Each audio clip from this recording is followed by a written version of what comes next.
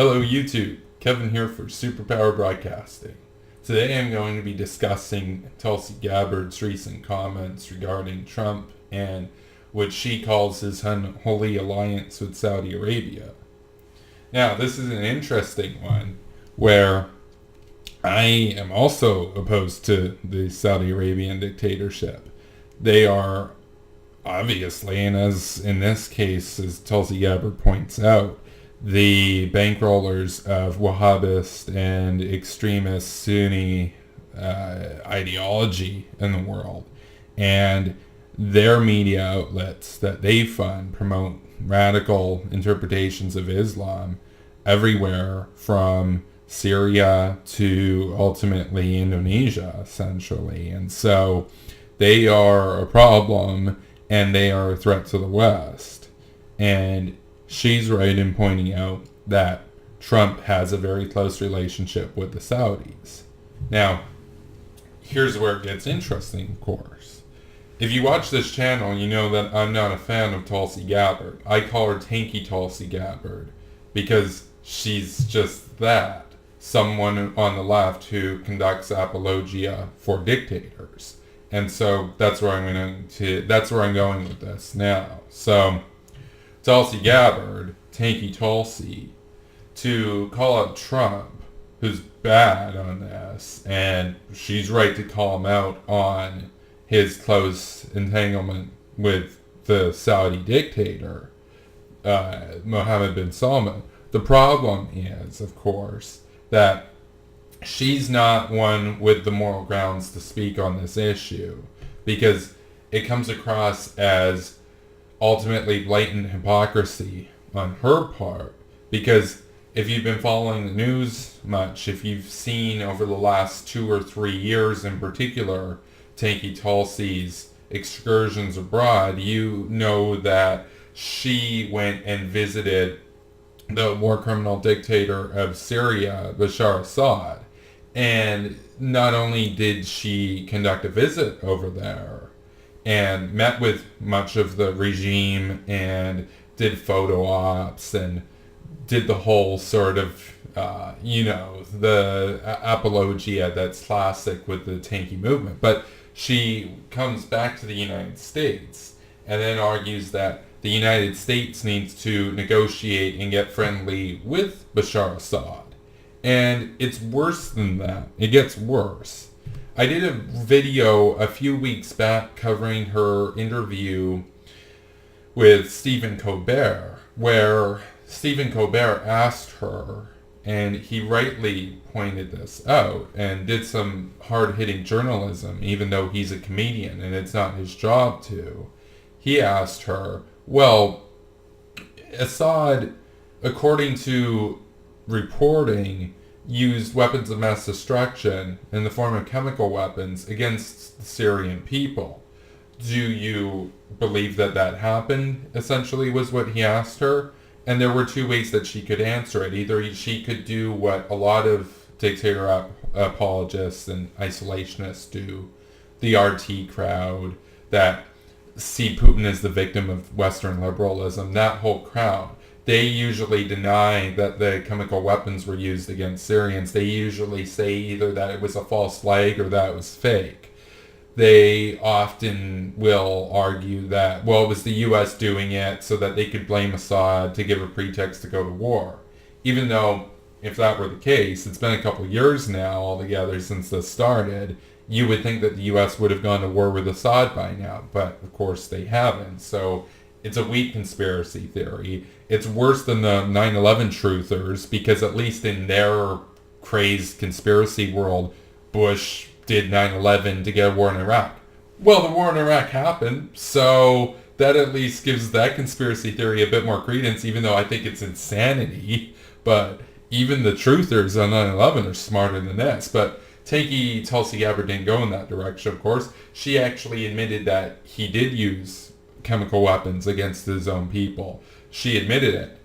And then proceeded to say that, well, we need to have friendly ties with him. We need to get along with him. We need to, as she says, have peace with him. In other words, let him torture, rape, plunder, pillage, murder, genocide his own people, in essence. to prop up his dictatorship and to secure power so that he can hold on to his yacht and his mansion. All of that, that's fine. That's peace in her view.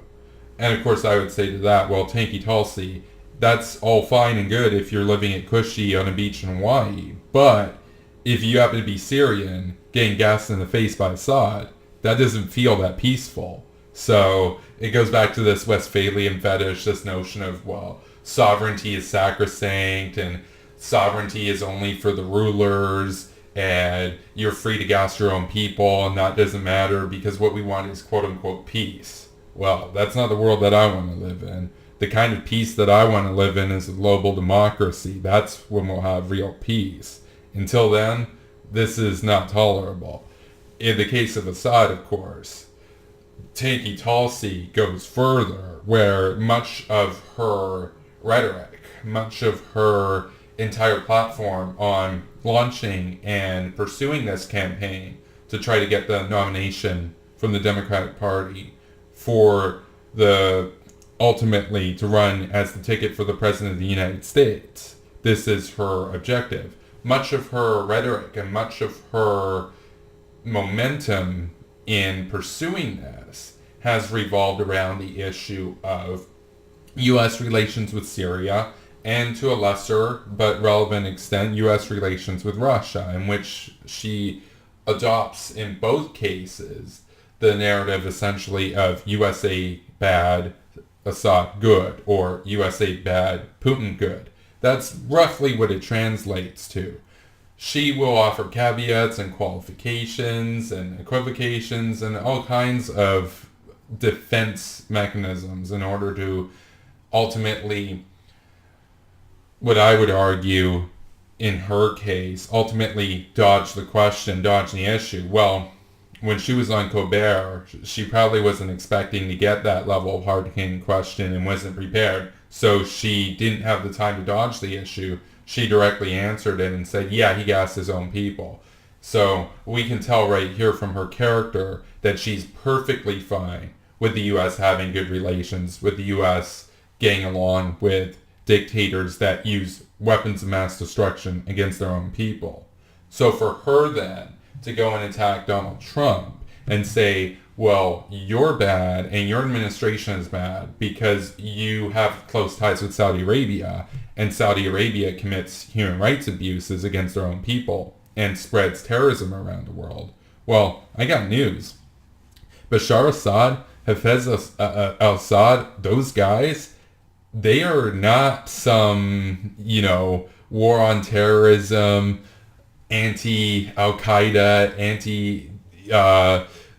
anti-radical Islamic terrorism. They are not in that camp. In fact, Assad in particular has served as a conduit for decades, going back to his father. They've served as a conduit and ultimately a bridge through which the biggest state sponsor of terrorism in the world, the Islamic Republic of Iran, ultimately funnels weapons, cash, all kinds of assistance to the terrorist organization Hezbollah operating in Lebanon, which quite often fires rockets into Israel to try to kill Israeli civilians, which conducts suicide bombing, which does all kinds of egregious human rights abuses, which ultimately perpetuates terror and ultimately creates all kinds of instability in the region. This is what Hafez al-Assad and his son Bashar al-Assad, this is their legacy. This is how they function. They have ultimately served in some respects as a puppet state for the ultimately theocratic Shia theocracy in Iran. They have ultimately, even though Bashar and Hafez Assad have been Baathists, in other words, Arab socialists, they claim to some extent to be secularists, but they're not. They're not. I can go into that in another video, but they have used terrorism in the past. They've utilized Islamic terrorism for their own political ends. And on top of everything else, they serve to prop up the Islamic Republic of Iran, which funds terrorists to in many ways to the same extent as Saudi Arabia in the Middle East. Now, Saudi Arabia promotes terrorism, as I mentioned, outside of the Middle East. They promote terrorism in the Maghreb in Africa. They promote terrorism in Bangladesh. They promote terrorism in India. They fund all kinds of far-right, ultra-conservative, Wahhabi television networks. They fund the preachers that go over there and radicalize youths in India and Pakistan and Bangladesh and Indonesia, all these other countries. And whereas Iran, partly due to the fact that the Shiite branch of Islam is much smaller and much more concentrated in the northern Middle East, they don't branch out to that extent. But that doesn't mean that within the context of the Middle East, they aren't as equally destructive. In fact, they oftentimes are attributed to carrying out more terrorist attacks, particularly in Iraq, but also in Lebanon, Syria, elsewhere, of course against Israel as well, through their proxies in Lebanon, Syria, and Iraq. They ultimately are just as bad as Saudi Arabia. And in my view, Saudi Arabia and Iran are both equally enemies of America and enemies of the West. And if it were up to me, I would utilize the advantage of having the alliance with Saudi Arabia, go and take out Iran before they get nukes, get the Saudi dictatorship to do most of the heavy lifting in the war because they see Iran as this religious rival, and then after the Saudis are overextended in Iran, I would promptly take out the Saudi regime because they wouldn't have as much of the capacity to fight back. And they have U.S. equipment, of course, because the U.S. has had all these contracts. So a lot of their weapons are good. Of course, the counter to that argument that they have effective weapons is that just because they have really expensive tanks and they have really good aircraft doesn't mean that they have the proper training or the right strategy to actually use them properly. And you can see this where the Houthi rebels will take out, in Yemen, they'll take out a $3 million Saudi tank because they don't know how to guard it properly with infantry, and they don't know how to use these sort of tactical strategies against these insurgents. They're not a very effective fighting force, even though they have a very expensive arsenal. So in that extent, they're somewhat of a paper tiger. But in both cases, on the morality of the issue, they're both equally bad. So for Tanky Tulsi to be aligned with Bashar Assad, and by vice of that relationship, the Ayatollah of Iran, for her to be in that crowd, in the Shiite-sponsored terrorist crowd, the Ba'athist/Islamic Republic crowd, from the branch of terrorism, the branch that's aligned with Hezbollah, to then criticize Trump for being close to the largest state sponsor of Sunni terrorism. Well, it's pretty hypocritical when it comes down to it, because in both cases they are terrorism. The only defense that you could make to argue that they're different is if you were like a radical Shiite who believed in the kind of terrorism that Iran does. In which case you would say, oh no, it's totally different because ours is a true religion and all those guys are actually false Muslims or whatever. That's the only argument. That's the only way that you could package this and try to avoid some sort of cognitive dissonance resulting from it. Of course, it would be goofy. It would still be a very sectarian, a very ultimately terrorist apologetic argument, but in Tanky Tulsi's case, she herself is a Hindu, and so she is neither Sunni nor Shiite. So for her to come at this and choose the side of the Shiite dictators and clearly conduct apology on behalf of them, instead of stepping back and saying, well, they're both bad, what's our solution here? Instead of that, she takes this very Westphalian angle of it and says, well, Assad, we should leave him be, we should let him gas and kill his own people, that's fine because we want peace. Well, according to her definition of peace, 560,000 or so now Syrians are dead since 2011, but the U.S. hasn't gotten involved, so it's peaceful. So in her understanding of peace, 560,000 people die because they're resisting a brutal tyrant. But that's perfectly fine because she's a Neo-Westphalian. She's perfectly happy with that. She has a fetish for Westphalian absolute sovereignty. To her, the idea of the responsibility to protect, the idea of universal human rights, the idea of human dignity, the idea of democracy and Western liberalism as being paramount values worldwide to the cause of alleviating suffering in the world. All these ideas are globalist, no-good neocon conspiracies, basically, to try to undermine the poor victims of Assad and KGB Vlad. It's just such a joke. And so, as I've stated, I'm against Saudi Arabia. Saudi Arabia is a total threat and a total problem. But at least right now they're a strategic asset. Iran is actually trying to get nukes to use against Israel. And Syria is one of their proxy powers, their main proxy power.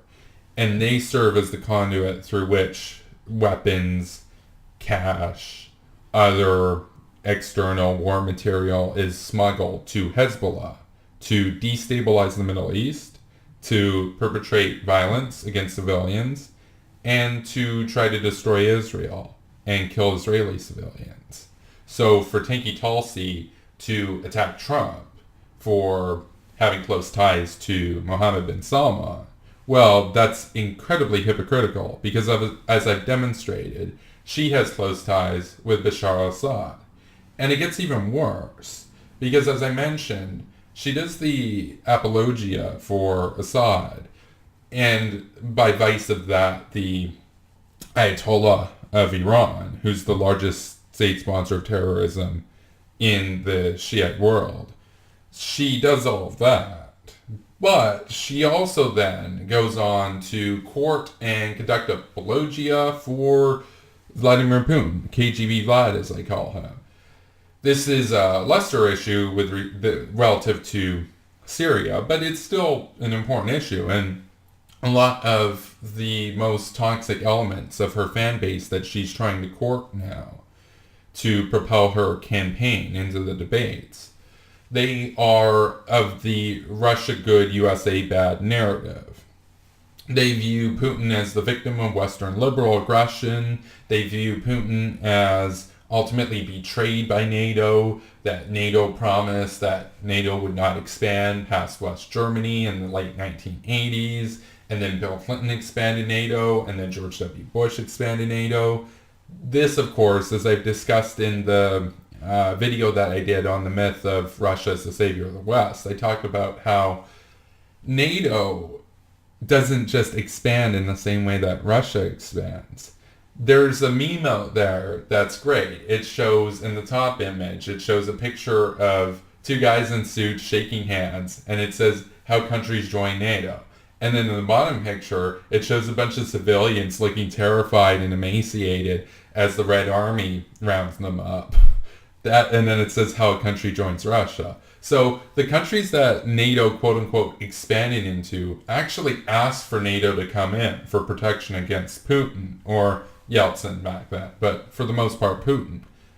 That's a big, big difference, even if you're a Westphalian, actually. Because if you cared about state sovereignty, you would say, well, doesn't the state of Estonia have the right to join an alliance with NATO rather than be forced into the sphere of influence of Russia? But of course, it's selective Westphalianism at the end of the day. It's anti-Americanism. It's anti-Americanism packaged as anti-imperialism. Even though Russia has an actual empire, according to the technical definition of empire, the leader of Russia, of course, calls himself a president, so he's not technically an emperor, but they have annexed territory and ultimately incorporated that into this broader Russian state, being, in the notable cases, the northern districts of Syria, which they took by force, and Abkhazia and South Ossetia, and, of course, Crimea, and then to a less formal extent, what they called the Donetsk People's Republic and the Lugansk People's Republic in eastern Ukraine. So Russia is, by all metrics, essentially an empire. Whereas the United States, on the other hand, the closest that you could label it to being an empire, if you didn't like the United States, is you could say, well, they're a neoliberal hegemon. They don't actually take territory, but they do deals and financing and loans where they kind of act as a quasi-empire. But in that case, that's still not an empire. You still need a different term for it to distinguish it. And it is funny how the anti-imperialists, like Assad, Kim, Putin, Xi, they all want to take over their own respective areas. Putin wants to take over Eastern Europe. Xi Jinping wants to take over Africa, basically, and he's had squabbles with Vietnam. Kim wants to, as he calls it, reunify the South. In other words, conquer the South and build an empire of communism.